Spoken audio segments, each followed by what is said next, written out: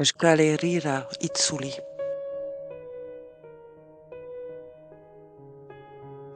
Lurraren amaierara heldu naiz, non ez den mustrurik, ez errentsu gerik bizi. Atmosferaren zianurdina birsten dut, pontoia lausoki lastan zen duena. Ilea izean, itxaslabarraren gainean, nire kasko geraria, nire metalezko lantza, baita arro jantzten dudan urrezko armadura ere utzi nituen, ni eroso sentitzeko.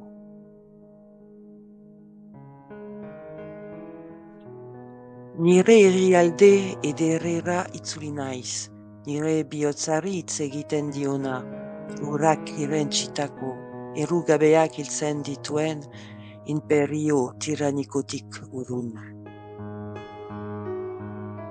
Hain maitatua den herri hau nirea da, bere mugak nire azalaren ertza dira, bere ibaiak nire zainetatik igarotzen dira, mendiek eta arranek elkarren arteko oihartzuna egiten dute.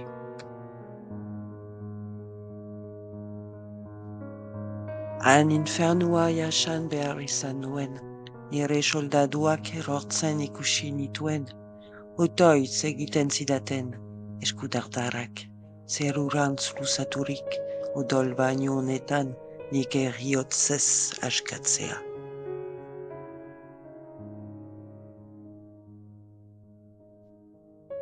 Askotan oio egin nintzen dut, ekaitza bezala. Nire aizua eta nire txipena, haientzat, ez da porrota izango, haien aurrean zinegin nuen. Beraz, bakarrik itzuli nintzen zela bere gainean, beroki beltz eta begi distiratsuak, lurralde berdeak ikusiz eta beste potiokek berarri daitzen. Donibane loitzune zeharkatu eta larrunera iritsi nintzen, han eman nion askatasuna.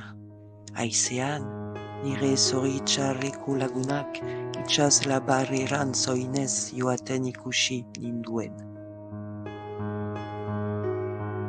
Azkenean, eserri eta ilargiaren forma edera mirestea lortu nuen, eta itxasuan etzan zen eguzkia.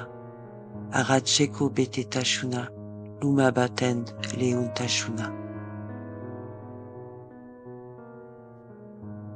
Mesulari bat nire onduan eseri zen, txapela eta bandera beltza eramaten zituen. Ondari biran zio zuen atza, arratseko geroa gora egiten sentitu nuen. Itxaroten zidan ongi etorria imaginatu nuen, danborak eta txalapartak burumba, baina alde egin nuen poliki, poliki. Ioz astunez, oio ilunak beti entzuten.